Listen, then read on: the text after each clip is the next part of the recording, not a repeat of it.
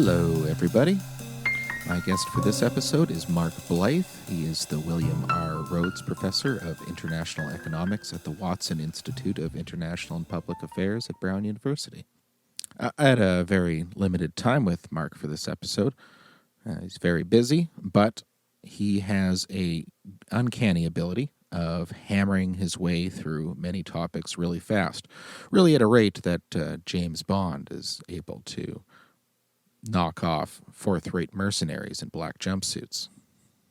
With his expertise, I try to stay focused mostly on the political and economic situation over the past year, as some of that is going to have overlap with COVID, as COVID's going to have an effect on it. But that's the focus of this episode, not too much the actual disease itself. We cover everything from the unfortunate January 6th incident, which I have labeled the beer gut putsch, and to China and politics in Italy. Also cover Europe as a whole, United States, Canada, and politics and economics there. We also cover some of the political and economic ideas that have gained some more momentum over the course of the past year, or at least from what I've seen: MMT, Bitcoin, and UBI, although I did forget to ask him about degrowth. I would have liked his perspective and ideas on that, as that seems to be a real doozy. Now, before carrying on with the rest of the episode, the nice chat that I had with Mark, I'll get in my regular dose of self-deprecation. Interesting enough, as this episode was about economics, I was actually in the middle or start or something of doing my tax return. And if you remember that episode of The Simpsons with Homer doing his income taxes, and now he sort of shows up at the post office and it's all just bundled up pile of shit, and he just throws it in through the doors as the post office is closing, and it lands in the tub on the last day. Yeah, that was me this year. And I was really looking forward to this particular chat, but I was exhausted, and the episode was first thing in the morning for me, a little bit later in the day out east for him. And unfortunately, my brain was a big pile of mashed potatoes.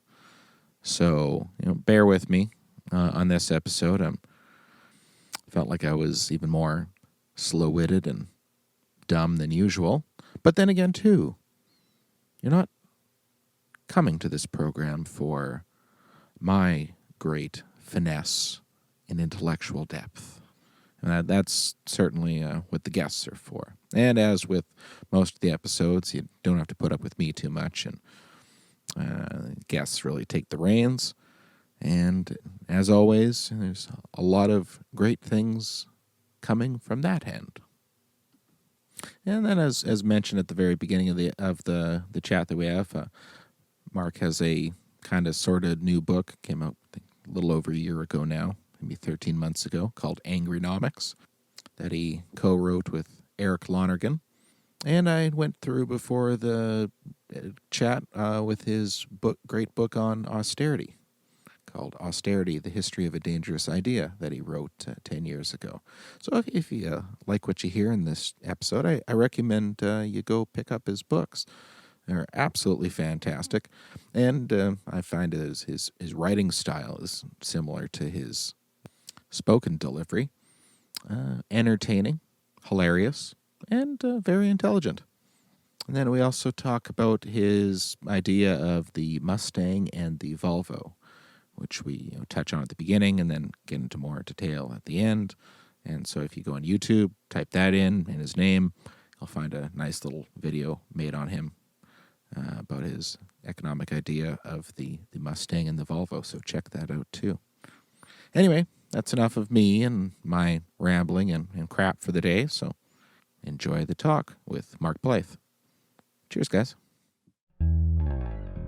All right. Well, thanks for doing this, Mark. And first, you have a not so new book, Angrynomics. How have you seen that book apply over the past year? Well, it's hard when basically you do a book launch in the middle of a pandemic and the second wave of the American civil rights movement tends to, take the focus off it. But essentially, I mean, it still did reasonably well. I mean, it was reviewed and people bought it and all that sort of stuff. It didn't sink without a trace. And I think in part because what its fundamental focus on, why are we so angry when on average we're meant to be richer than ever, really speaks to the moment. And it's essentially, the distributional dimensions of the world that we live in. So I read an interesting piece. I just posted it up on Twitter about this.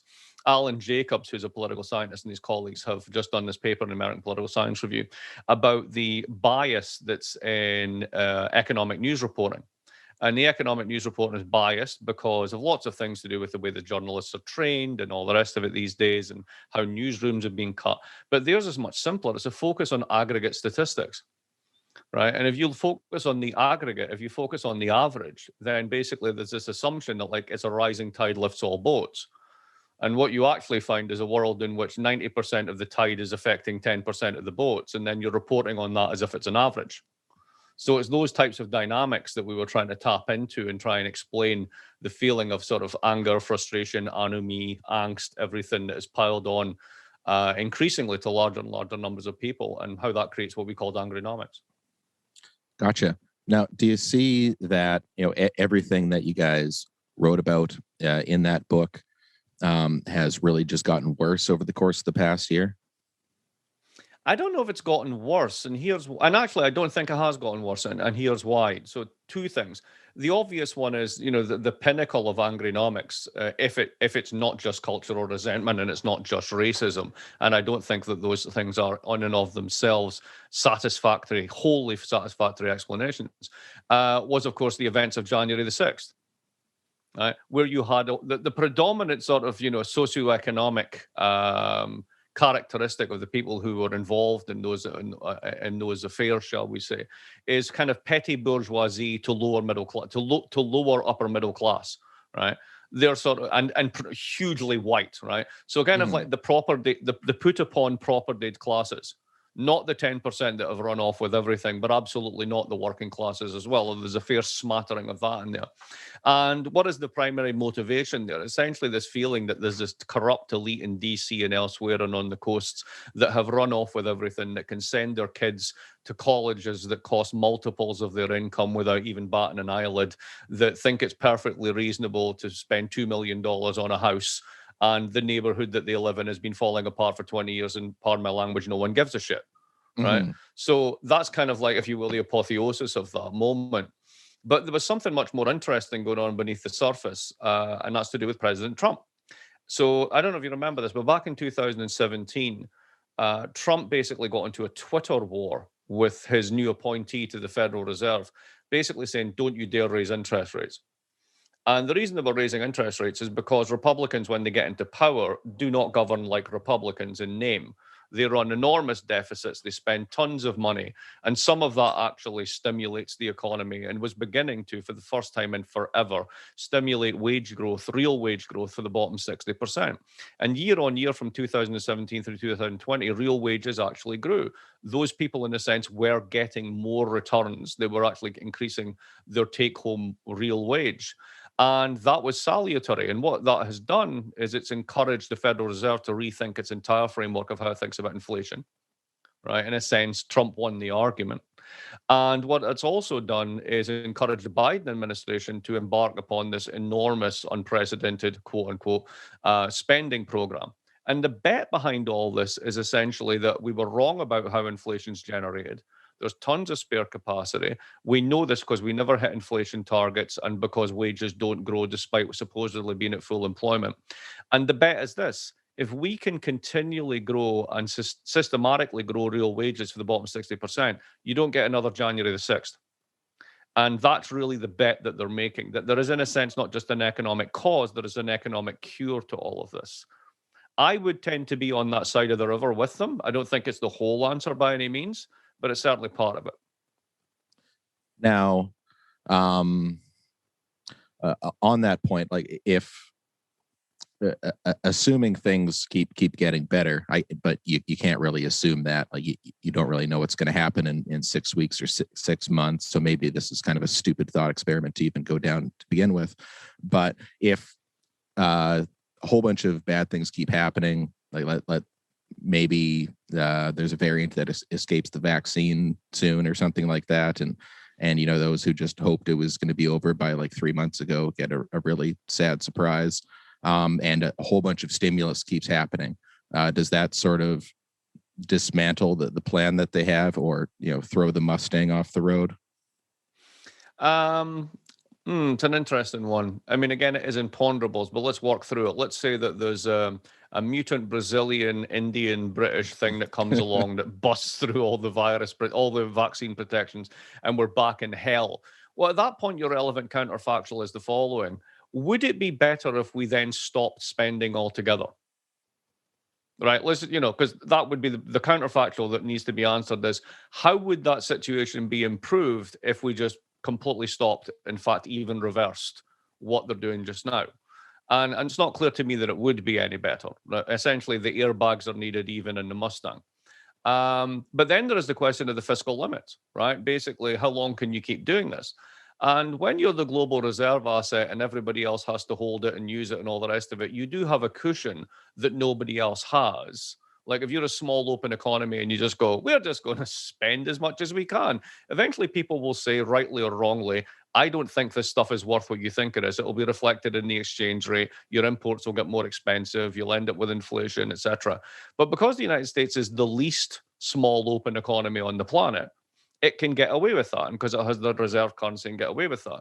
So if we had to spend another year and chuck in another trillion, would it really destroy the United States? I'd be hard pressed to see how that would happen. If we threw all those spending plans and support mechanisms into reverse, then I think that could do it. And that would be when you would get your ultra angrynomics backlash.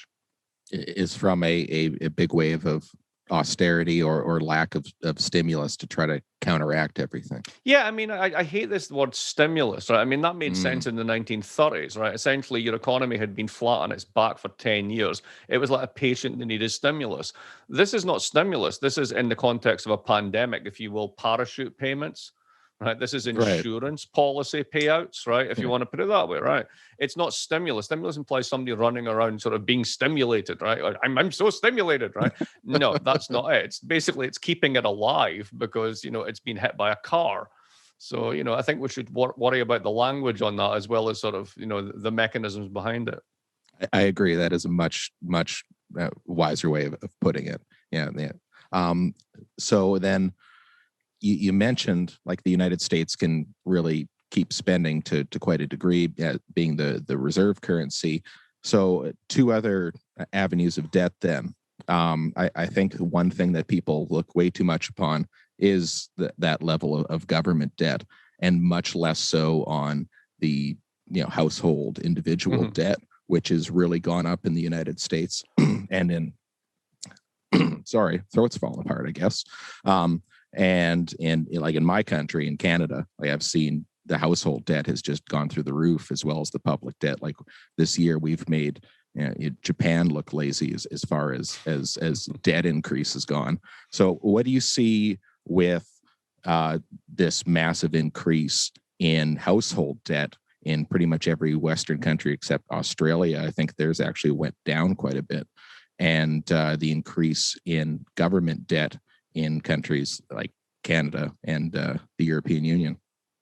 Well, it is worrying when it's symmetric. I mean, essentially, one of the insights of the sort of the MMT school is that if the private sector is running a deficit, right, then by definition there has to be a surplus in the private sector and the public sector. So if the public sector is simultaneously deleveraging, you're going to get yourself into trouble. It's a very simple accounting thing, which makes sense. So let's work that logic through this. If the public debt is the private sector's assets, right, then do we really have anything to worry about? Because one way of looking at the big national debt clock for the US is that's the national savings clock. And when people are worried about the future and stressed about the future, what is it that they tend to do? Well, they'll basically buy safe assets. What's the definition of a safe asset? It's a treasury bill. So on the one hand, the rise in the debt, particularly so long as the famous R is greater than G, that is to say the rate of growth in the economy is greater than the rate of growth in the debt stock, then you're fine. But the problem is if you then have a rate of growth in the private sector at the same time. And that's not meant to happen, right? So if you basically are burdening the private sector at the same time, that then begs questions about, well, is that going to be a drag on future consumption? Yes. Is that going to be a drag on future investment? Maybe. Is that going to lower your rate of growth going forward? Possibly. If it does, then the sustainability of the debt stock comes back into question, right? So, having the two of them go up at the same time is not necessarily the best combination, but it's not a sort of like doom-laden fatal combination because it ultimately rests upon the rate of growth in the economy. So if you imagine a scenario where we don't have the pandemic virus, mutant death ninja virus 7 coming out and destroying us all again, right? Then you're going to have, particularly in the Anglo economies, which are already showing this, very, very high rapid rates of growth that could be sustained over a 2 or 3 year period. Well, it depends on individual preferences at that point in time. Some people may choose to double down on their debt because interest rates are low and growth is high, but you could also see people clearing their balance sheets. Right. So one of the interesting things about this is the predictions about what happens to the economy afterwards and how it's going to boom. There's going to be all the spending. Well, the problem is all the saving in the pandemic has been with the top 20%, top 30%, really. And it's super concentrated at the top. And those people don't spend too much because they already have this sub-zero fridge and they don't need another one. And when you consider that half of America earns $20 an hour or less, they're the people that have that debt. And that debt is really a huge financial burden to them. So if you give those people money, the idea that they all go spending it on GameStop is like not really true. They do it to pay the rent, buy groceries, and clear a bit of credit card debt and pay the car payment so they can keep going to work. The money that's available for like boom time is at the top. And if those people have a lower propensity to spend because basically they save more, then perhaps that doesn't pull out either way, which is all a long-winded way of saying we don't really know. But to back to your major point, it's not ideal to have public and private debt simultaneously growing because you just become more vulnerable to shocks. How do you see the future of the euro looking? It'll be around. It's not going anywhere. You can't check out of the Hotel California. The big threat to it is Italy. So, Italy's basically traditionally, although it's changing a little, low private debt, very high public debt. And you've got the oldest population in Europe, one of the oldest in the world. And whether it's the euro or not, or the euro is implicated in this or not, they haven't grown in over 20 years. They have, I think, the third biggest bond market in the world. And they're going to be kicking 160% of GDP after the pandemic. Now, everybody else in Europe after the pandemic, if we get there, will grow at a rate higher than the rate of growth in the debt stock, and also higher. The rate of growth in GDP will be higher than the interest rate on the debt. So the Germans are facing a negative real interest rate. So long as they basically break even on growth, over time, by definition, the debt stock shrinks. That's not true for Italy. Now, here's your problem. Italian debt is stable because when the Eurozone is in deflation, the ECB is allowed to buy their debt in the secondary market. If the Eurozone, on average, those averages again, after the pandemic is no longer deflating, it's not clear that they can buy that debt. When they can't buy that debt, everybody holding that debt will go, hang on a minute, no way that yield represents the risk. The yields balloon out again, and then Italy basically has a problem paying it. If Italy has a problem paying it, it has two alternatives. It can actually go to the ECB and say, help us out, to which they will say, we can't.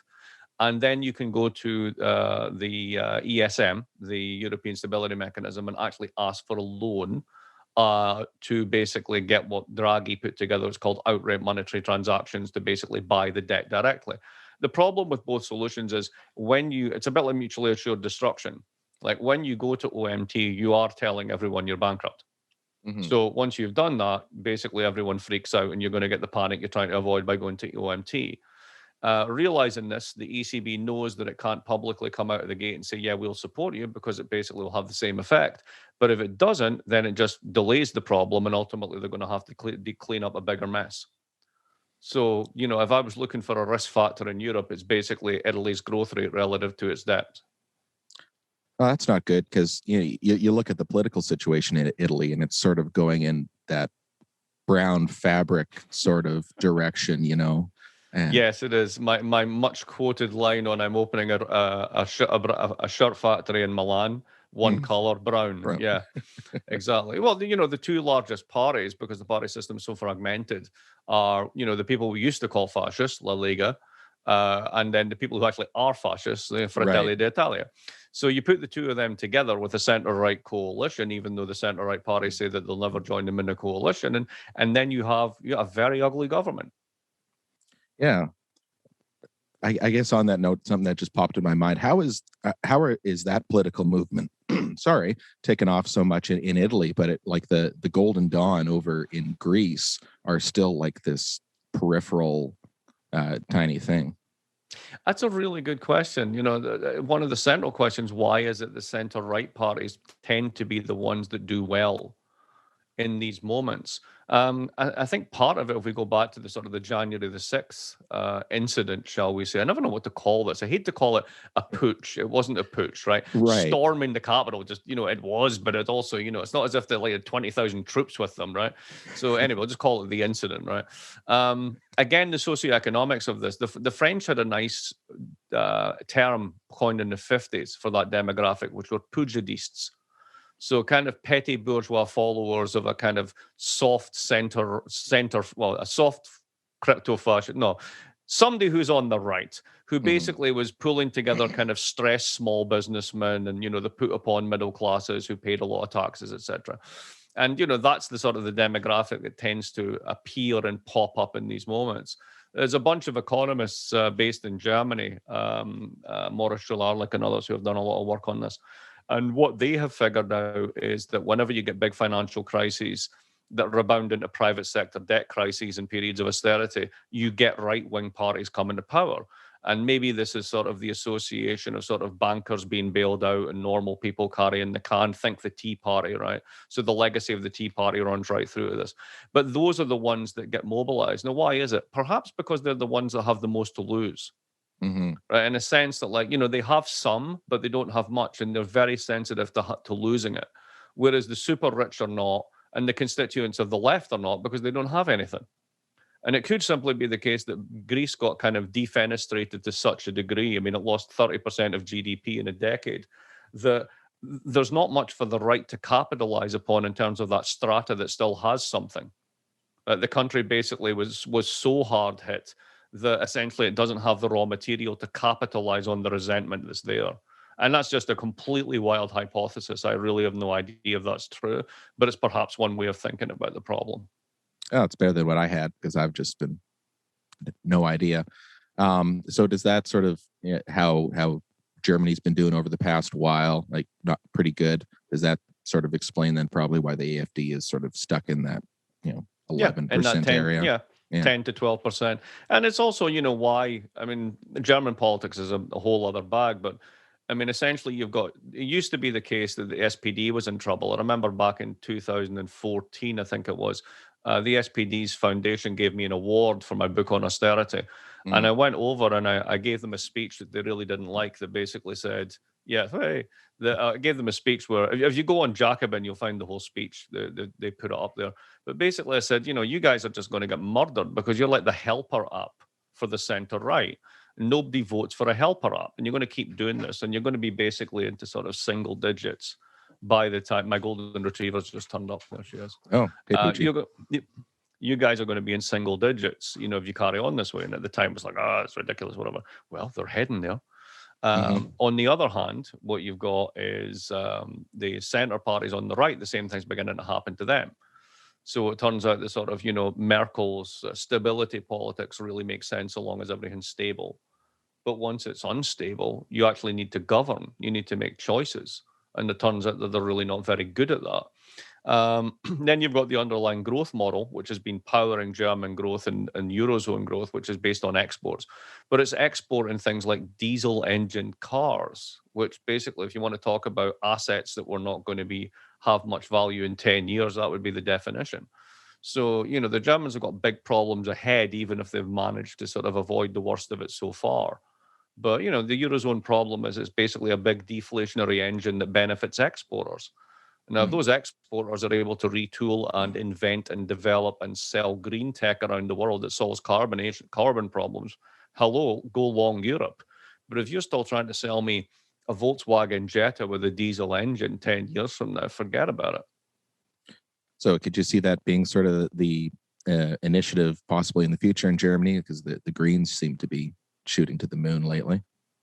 Well, they're certainly trying to do that, but it's really hard to do that when you believe in nonsense like the debt brake, the Schuldenbremsen, that systematically confuses spending, public consumption, and investment. And if you look at German public investment, it basically collapsed. Congratulations, you saved yourself into a recession. Well done. Gotcha. On silly shit. Um, what I've sort of felt like, well, actually, some things not so silly shit, but over the course of the last year, like sort of things like Bitcoin and MMT, I think have really become a lot more popular, and Yeah. those who are really behind it have gotten, I think, even a little more dogmatic and vigorous about it. And then the maybe not so silly idea UBI has really gotten popular over the last year. Do you see any of those things really taking steam? So, I mean, talk about MMT first. My only real quibble with MMT is what we were talking about earlier, kind of the current account constraint. If you're a small open economy and you don't have dollars, can you do this stuff? Right? Or does the exchange rate matter? Does your ability to import matter? And, I think it does. I don't think one size fits all.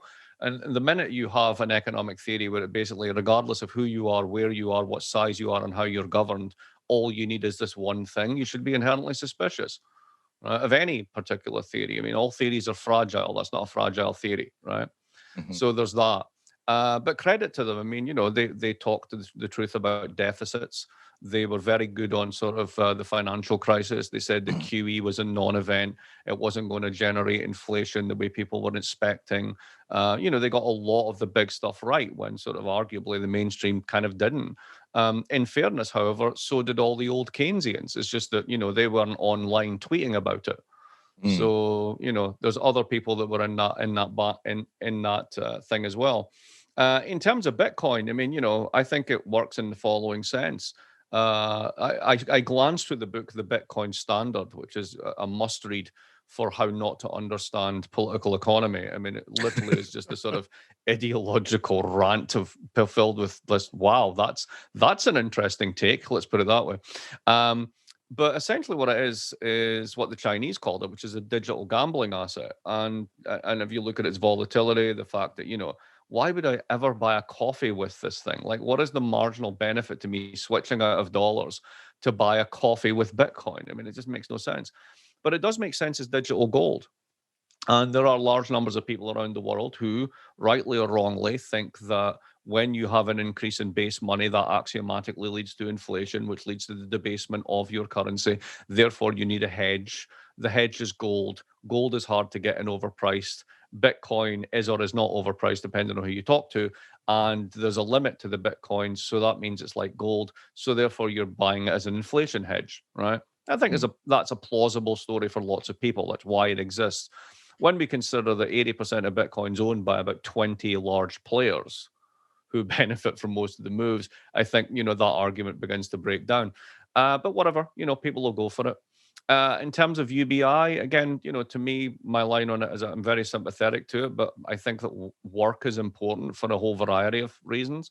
The pandemic has showed us that, we already live in a highly stressful world whereby the costs of adjustment are increasingly borne by individuals and their families rather than by corporations in the state. And in a sense, if that's being generated by work, wouldn't it be better to remove those things? And I can't argue with that. I think that's right. But if we, in a sense, remove work and we rely on voluntarism, who's going to show up to do the crap jobs? Right? And also, most of us, we get our meaning and our self-identity through some kind of connection to work. Absolutely. And, and even though David Graeber, God rest his soul, was absolutely right that most jobs are bullshit jobs and people would rather not be doing them, what happens when you basically make people unemployed? Well, they get social isolation, long-term depression, mental health issues and substance abuse issues.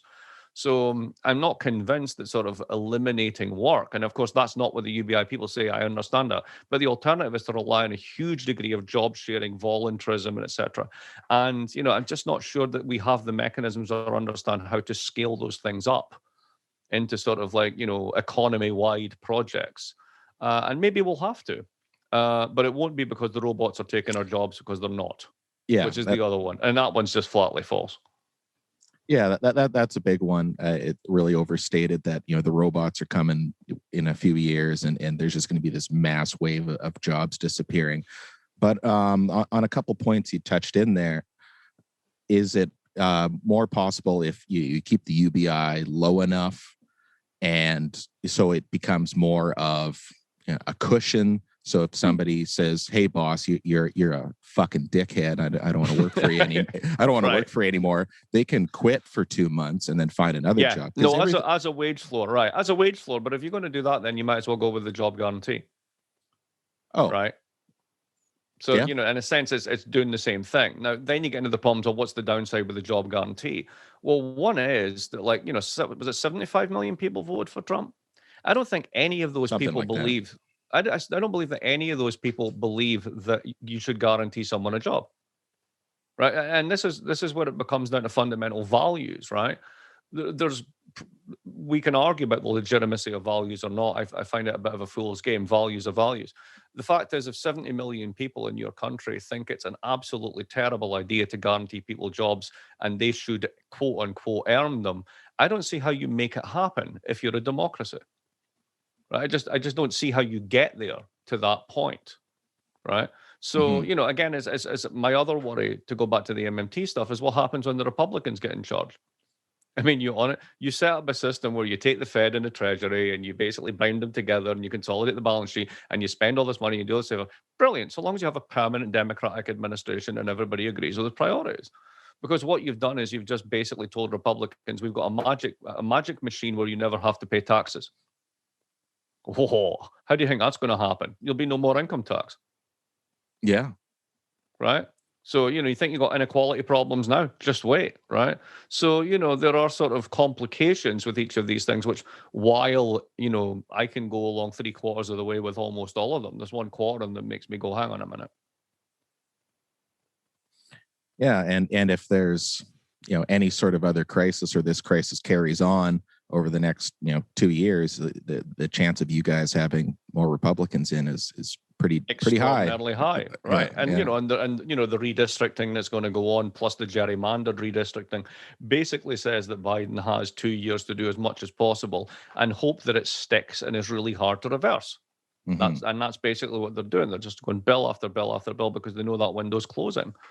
Right. And also, longer term, at least over the next 10 years. And this is, very depressing from the point of view of dealing with climate change. You already see this in Republican states, or as Tom Oatley and I did in a piece called on the Carbon Coalition, that, they're protecting carbon sectors. So Biden's authorizing investment in this, that, and the next thing, and green tech and wind, et cetera, et cetera. And Republican legislators are actually putting tariffs on solar to basically maintain the margin with things like coal and oil. So, if you go down that road, I mean, you really are going to get nowhere on the climate issue, and that is beyond irresponsible. Yeah. So again, this goes back to the sort of, what about this? This is the people, particularly in the United States, people look for magic bullets. They look for silver bullets, right? There's a vampire, you need a silver bullet. So this is the silver bullet. That is the silver bullet. I just don't believe in silver bullets. I believe in machine guns. They're much more effective. Exactly. On the point of Biden, do you see, like, my interpretation of him, and like, I definitely pay attention to what's going on in my country more than you guys.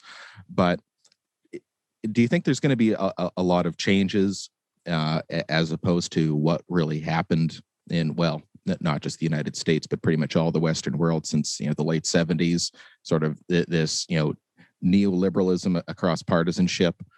And do you see anything occurring within the Biden administration that shows that there might be a shift there? And what do you see with that sort of order is probably too strong of a word, but that sort of system. What kind of future do you see with it?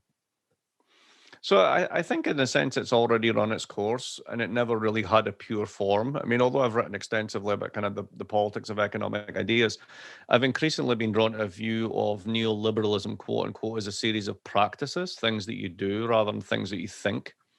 You globalize, you privatize, you integrate, right? You give property rights and control rights to owners. You privatize the commons, that kind of stuff, right? Stuff you do, right? And once you do, it's very hard to undo it. So are we seeing an undoing? No, but I think you're reaching its limits. I mean, whether it's the Business Roundtable issuing its statement last year about, shareholders are not the only important things. Well, you can be cynical about that, and there's every reason to be cynical about that. It's essentially with just these guys trying to protect themselves. Okay, but why do they need to protect themselves? That's the interesting question, right? If this was still ascendant neoliberalism, why would they even bother with that? Because they clearly feel there are limits to like how far you can push this. The second thing is the simple realization, even amongst corporate leaders, that it's fine that they get paid 350 times everybody else, but if half the country is on $20 an hour or less, when you stand there and talk about opportunity in the American dream, you might as well just be basically, laughing in people's faces. Well, how do you do the American dream of $15 an hour, right? It's nonsense. And this is true for millions of people. And the people who run things aren't stupid. They recognize this. So, why is it there hasn't been a systematic outcry over the Biden proposals to go back to the OECD and do a global minimum corporation tax at a reasonably high level? Because for a lot of companies, there's split interests on this. I'll give you an example of this.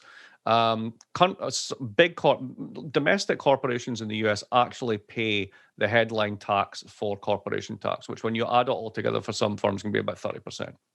If you're a global digital giant, as you know, you pay nothing, literally nothing. You do the Irish inversion, the Dutch sandwich, you bank it through the Caymans, you sell yourself property rights, and you end up paying literally nothing in some cases.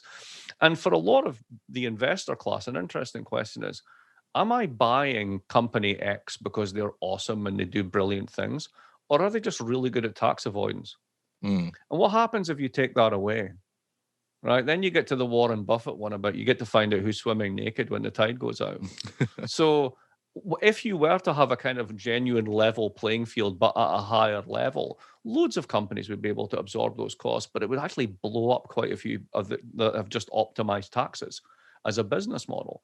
And that actually could be a kind of a healthy shakeout. Add to that the fact that you've got people like Greg Epp, Lena Khan, and others working on the antitrust front in the Biden administration. The fact that you had the collapse within days of the European Super League, which was the ultimate neoliberalization of sports. Just forget it, done instantly. Because what that was doing was reminding owners that have control rights that that's not the only property right. That when it comes to things that are regarded as public assets, then the public actually own them in a diffuse sense as well. You may own the trademark, but you don't own the club type stuff. So I think there's lots of ways in which the system has already reached its limits. And it's just a question now of the people in charge being, and this is always the historical question, are the people in charge and the ones who benefit the most smart enough to realize that now they need to give up something in order to maintain what they've got? Or do they dig in their heels and say, no, mine all the time and I want more? And if you want countervailing tendencies, the Supreme Court's about to do a case that's going to make Citizens United look like a Tea Party. And it will basically allow firms to disguise permanently the dark money that they put into politics. So that, as ever, there are countervailing trends. Do you see anything sort of happening with antitrust? I do. And I think a lot of it, I mean, interestingly, is the Apple stuff that's going on today, which benefits Apple. This is not done for the public good. And it basically destroys it's not going to really destroy Facebook. What it's going to do is destroy a lot of the apps that generate revenues through advertising, because you're not going to be able to do that now. So it wipes out all those people, which will make them go a subscription model, which means that they need to share their revenues with Apple. So Apple gets to tax them at 30%, right? So, can they self-regulate themselves onto this? Absolutely not. But if you basically have a global corporation tax at 25% and they actually have to pay it, right? That's a big change. Then you can live with your digital giants. But also the way the United States deals with this historically is that it goes through big swings from competition to monopoly and back again over sort of 50-year cycles. And we've been running one from the 70s and 80s that has led to the digital giants. And basically what happens at this point is what they've got and what they do is indefensible. And eventually the courts turn on them and either break them up or regulate them in such a way that they no longer earn monopoly profits and basically abuse trust systematically time and time again. So, I think that there will be action on this. And it's one of the few areas where there's left-right agreement in Congress. Oh, well, that'll be interesting to witness. What do you see over the course, or I should say, over the course of the last year? Like China's weathered the storm a lot better than most places, and they haven't seen that stagnation of economic growth for that period of time. Maybe that's not so big of a factor as I think it is. It has the last year really sort of ramped up their ascendancy, if there even is one. And like about a year ago, maybe you can help me out here. I've never been able to figure out how to pronounce his name. Ross Douthat from the New York Times.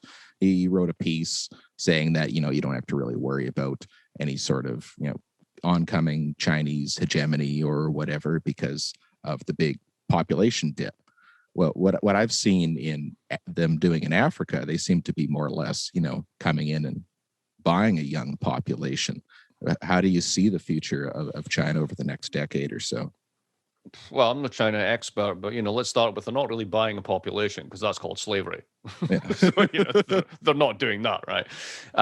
They're making lots of investments in places where the Americans aren't invested. Are those investments paying off? No, loads of Belt and Road investment is basically net negative.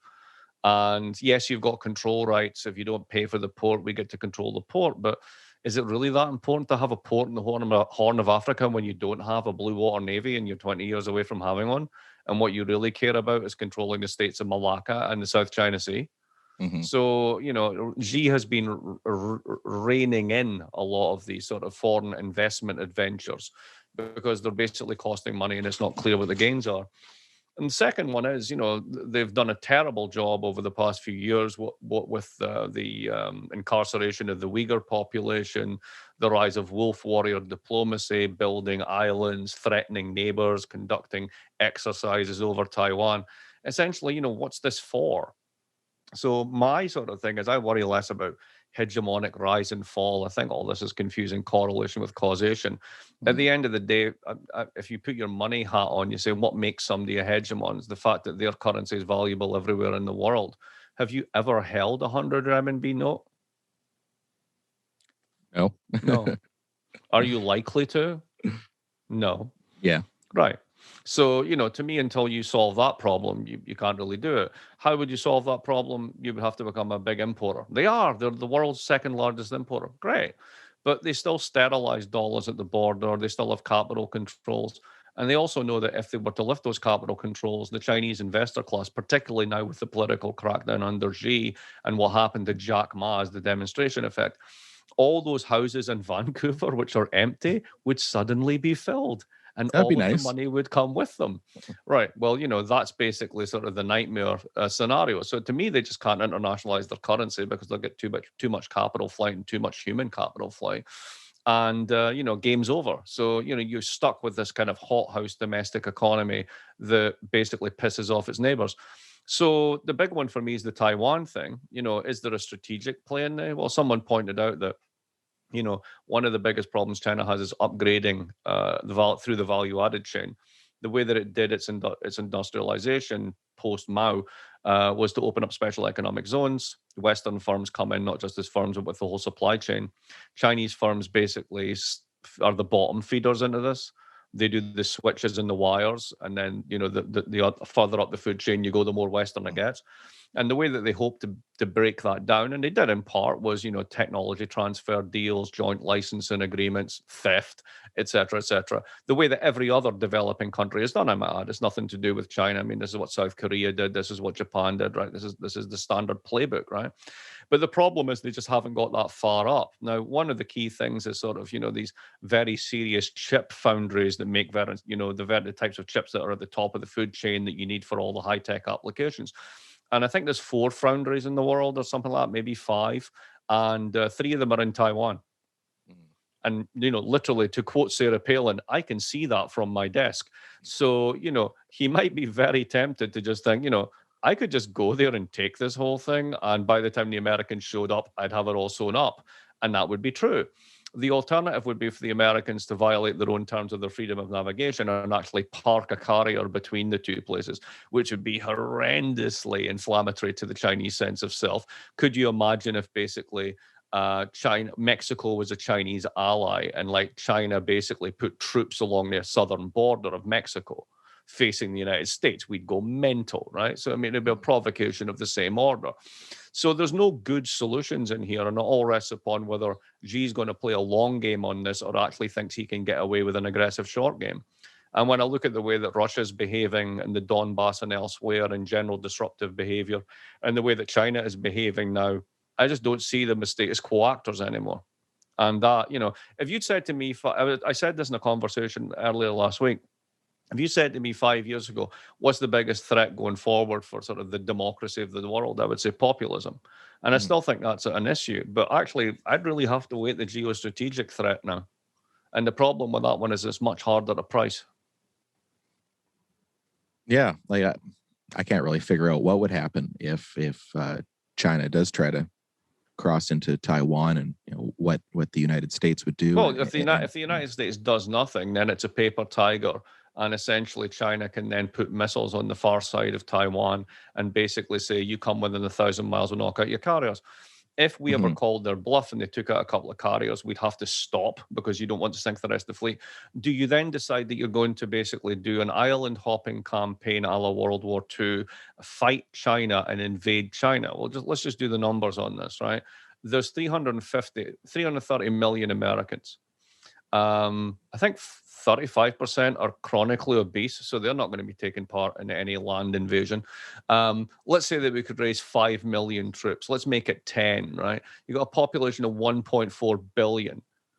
Just good luck with that, right? So it's a fantasy. It's never going to happen. So it's not clear to me what an engagement between these two powers actually looks like, unless you're willing to go nuclear, which is essentially a suicide note. So it's hard to say which way it'd play out. But if Xi wants to do it, the bluff is on his side. And not clear to me how the Americans respond. Do you go sailing into those missiles, and then when they sink your carrier, what's your next plan? Yeah, and you made a very important point. Like, the mobilization in China is just going to be way above anywhere else. And how much they can scale it up is just we couldn't do Iraq. How on earth are we going to do China? It's ridiculous, even thinking about it. And what do you think the Russians are up to? Is it just saber rattling, and what's their long-term game? Like, they're a power, but they're not a power at the same time. It always seems to me like sort of a second-rate economy with a massive military. I will simply quote Winston Churchill: an enigma wrapped up in a mystery. Anything you say about it is just like armchair bullshit. You don't know. There's no point in trying. Nothing's changed there. They just have another czar. So as far as the response in the United States and similar places over the past year, what have you taken away from how everybody's reacted and all the measures that were imposed? What was your general idea on that, and what do you think maybe should have been done differently? You mean the pandemic? Yeah. As far as the pandemic is concerned. Sorry about that. That nobody knows anything. So basically, I did that little film at the start of this, the Mustang and the Volvo. America's really good at performance and crap at airbags, so expect this thing to crash and end badly. Europe's really good at airbags, but not so good at performance. Expect them to do lockdowns well. That kind of worked. Then it turns out that the people who are really good at lockdowns are really crappy at rolling out vaccines. But why is that? Is it really because of the contracts they signed?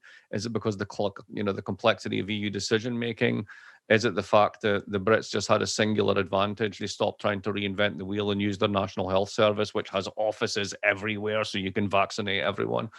Is it because liberal states care about equity and diversity and tried to find the poor, the vulnerable, the weak, and the non-white and the non-rich first? The problem is those people are hard to find and they don't trust the state.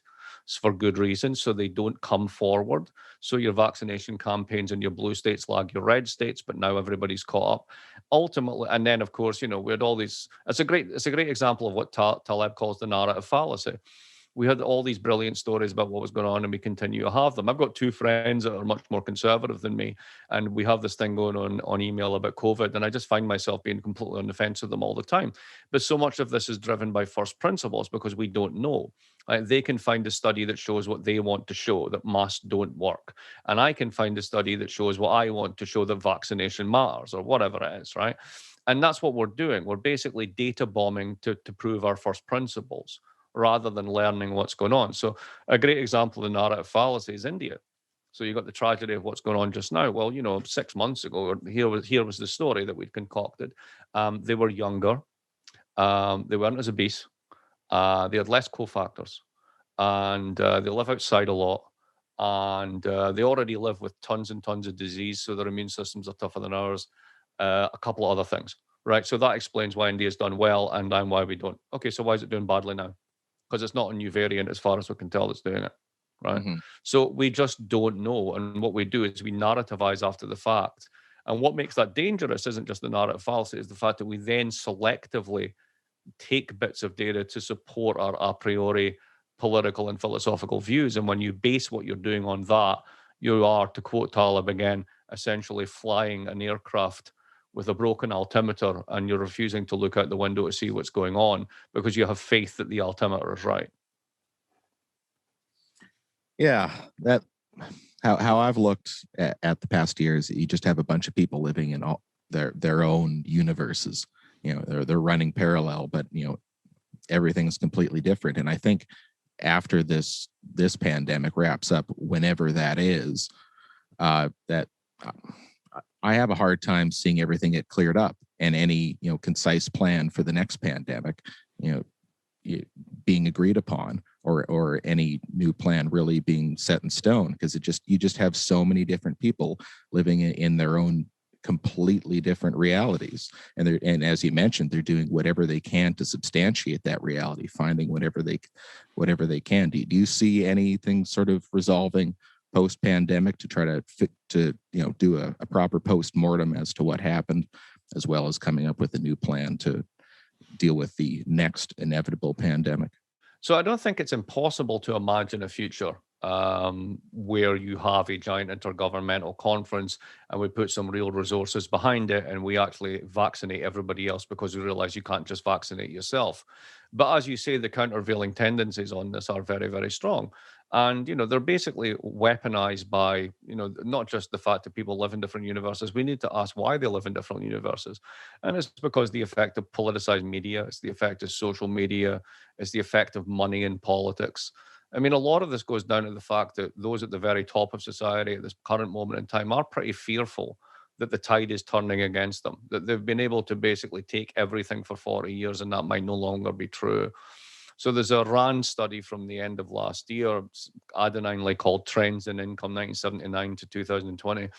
And it estimates, if I remember off the top of my head, and this is not even order of magnitude, this is pretty accurate, something like $46 trillion was removed from the bottom 90% and given to the top 10% since 1980. I mean, 46 trillion or 40 trillion, call it 30 trillion, doesn't matter. It's still a ridiculous amount say of money. 100, right? Yeah, whatever, anything, right? So anything between 30 and 40 is huge enough, right? Because we're not talking billions, we're talking trillions, right? And one of the ways that sort of class, if you will, defends itself is by basically funding politics. And what they fund is a politics of division and a politics of distraction and a politics of celebrity culture, and don't actually look at what's going on and amuse yourself with this thing and get really annoyed about cancel culture or whatever nonsense is going on this week. And don't actually look at the puppet masters behind the screen, because, if you did, we'd all be in trouble. And, I think that deeply ingrained across societies are these influences. And, it's not just that people live in their own universes through choices, because the universes they're presented as a segmented one, which is primed through Facebook algorithms and other mechanisms to make us fall into these camps. So that, I can have two friends and we can have disagreements, but our disagreements now are qualitatively different from they were in the 1990s, because we can weaponize it with data. and we can doubt each other's intentions, and we can impugn each other's motives. Rather than just presuming good faith, we presume bad faith. And once you develop a social culture like that, it's very hard to pull that back through big international agreements. Right. Well, I think I got to let you go, Mark. So I was going to ask you before you take off one quick pessimistic note and one quick optimistic note. I think we're pessimistic enough. So let's throw that one in the trash. So one quick optimistic thing for people to think about. I think that ultimately we're going to turn the corner on climate change. The United States will be idiots about this because basically Republicans will defend the carbon model to death because that's what their states run on.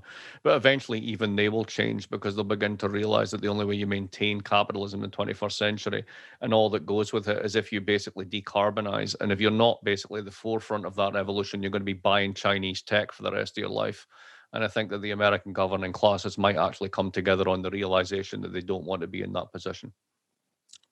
Well, that's good to think about. Awesome. Thanks for coming on, Mark. All the best. Thanks for listening to this episode. The music you hear on this show is from the Jeff Lapp Trio out of Montreal. Find them at jefflapp.com. Shout out to Tara for doing the graphics for COVID On Air. A huge thanks to my editor, Jeff, at Bean Co. Studios in Regina, Saskatchewan. Please visit endcoronavirus.org for more information on ECV. Click on Join Us. Through that, you can volunteer with ECV, and you can subscribe to our newsletter, which is full of great information, shot straight to your inbox from our delightful newsletter editor, Tracy. Also, please check out the blog at ECV, and hats off to Scott, our impeccable blog editor. You can find ECV on Facebook and Instagram and on Twitter at NCovid19. You can find me on Twitter at Mr. Farden. It's at MrFarden. Till next time.